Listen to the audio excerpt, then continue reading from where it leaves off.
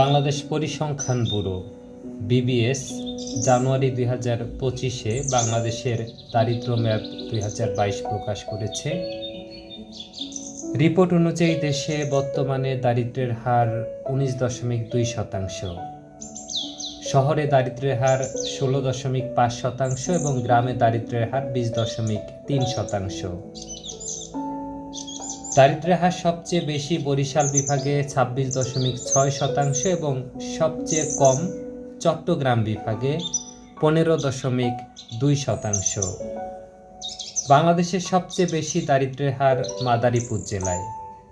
উল্লেখ্য, বিবিএস 1973 সাল থেকে খানার আয় ও ব্যয় জরিপ থেকে দারিদ্র্য পরিমাপ করে আসছে।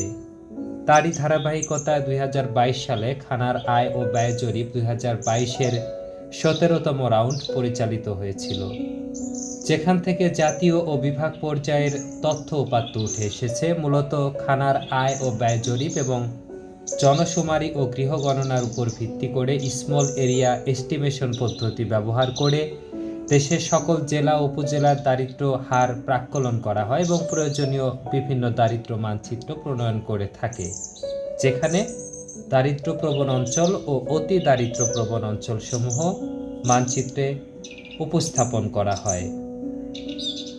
বাংলাদেশের দারিদ্র্য মানচিত্র 2022 প্রণয়নে বিশ্বব্যাংক টেকনিক্যাল সহযোগিতা করেছে এবং বিশ্ব খাদ্য সংস্থা WFP আর্থিক সহযোগিতা প্রদান করেছে।